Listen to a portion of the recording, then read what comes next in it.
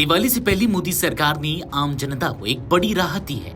GST council की 56वीं बैठक में कई प्रस्तावों पर मुहर लगी। पहले जहां जीएसटी के 4 स्लैब हुआ करते थे, उसे हटाकर अब 2 स्लैब कर दिए गए हैं। निर्मला सीतारमण ने कहा कि सिर्फ 2 जीएसटी स्लैब 5% और 18% होंगे।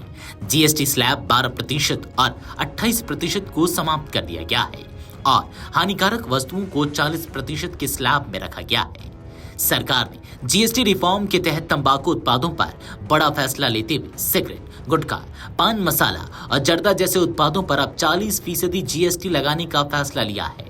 लेकिन बीड़ी पर सरकार ने राहत दी है। बीड़ी पर जीएसटी दर 28% से घटाकर 18% कर दी गई है। वहीं बीड़ी बनाने में इस्तेमाल होने वाला तेंदू पत्ता अब सिर्फ 5% जीएसटी के दायरे में आएगा, जो कि इससे पहले 8 साल पहले जीएसटी शुरू होने पर भी बीड़ी को 28% स्लैब में रखा गया था। बीड़ी को 40% के स्लैब में नहीं रखने पर सोशल मीडिया पर कई लोगों ने सवाल उठाना शुरू कर दिया है कि अगर सिगरेट नुकसानदायक है तो क्या बीड़ी हानिकारक नहीं? तो क्या सिगरेट भी सस्ती होगी? खास बात यह है कि बीड़ी पर जीएसटी की संशोधित दरें 1 जनवरी 2026 से लागू होंगी। हालांकि इस फैसले ने कई लोगों को चौंका दिया कि जब बाकी तंबाकू उत्पादों पर टैक्स बढ़ाया गया तो बीड़ी पर छूट क्यों मिली?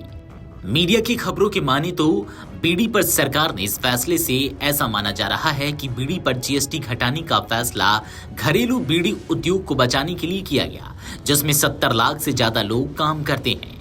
तो वहीं हेल्थ एक्सपर्टों का मानना है कि बीड़ी भारत में सबसे ज्यादा इस्तेमाल होने वाला तंबाकू उत्पाद है। यह तंबाकू से होने वाली बीमारियों का सबसे बड़ा कारण भी है। इससे कैंसर जैसी जानलेवा बीमारियां भी होती हैं। काउंसिल को बीड़ी पर टैक्स 40% तक बढ़ाना चाहिए था। ऐसा अन्य तंबाकू उत्पादों के साथ है, लेकिन ऐसा नहीं हुआ। इससे पहले 8 साल पहले जीएसटी शुरू होने पर भी बीड़ी को 28% स्लैब में रखा गया था।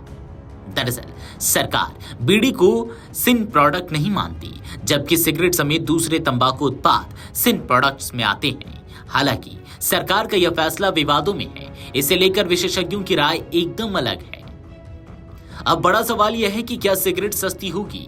जानकारों के मुताबिक अभी तंबाकू उत्पादों पर 28% जीएसटी के साथ सेस भी लगाया जाता है, जिससे कुल टैक्स 50 से 55% तक पहुंच जाता है। लेकिन नई व्यवस्था में 40% जीएसटी तय किया गया है। यह साफ नहीं है कि इस पर अलग से सेस लगेगा या नहीं। अगर सेस नहीं लगा तो कीमतों पर असर पड़ सकता है। वित्त मंत्रालय ने भी स्पष्ट किया है कि फिलहाल सिगरेट, गुटखा, जर्दा और बीड़ी पर पुरानी दरें भी लागू रहेंगी। बीड़ी पर नई दरें 1 जनवरी से लागू होंगी, जबकि बाकी उत्पादों पर संशोधित दरें 22 सितंबर से लागू हो जाएंगी। हालांकि आपको बता दें कि जीएसटी में हुए बदलाव के बाद कई डेयर और मिल्क प्रोडक्ट सस्ते हो जाएंगे।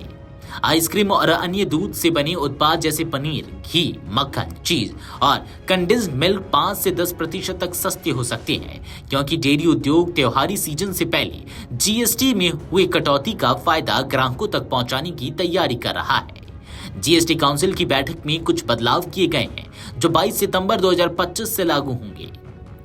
यूएचटी दूध और पनीर पर जीएसटी घटाकर 0 कर दिए जाने से डेयरी उद्योग का मानना है कि इससे भारत में डेयरी उत्पादों की खपत बढ़ेगी और मिलावट तथा टैक्स चोरी पर भी रोक लगेगी। सरकार ने कंडेंस्ड मिल्क, मक्खन, चीज, घी, डेयरी स्प्रेड, बटर ऑयल और दूध से बने पेय पदार्थों पर जीएसटी 12% से घटाकर 5% कर दिया। वहीं यूएचटी दूध और पैक व लेवल वाले पनीर या छेना पर जीएसटी 5% से घटाकर 0 कर दिया गया। कोको पाउडर, चॉकलेट और कोको से बने अन्य खाद्य पदार्थों पर भी जीएसटी 18% से घटाकर 5% कर दिया गया है। Video desk amarujala.com।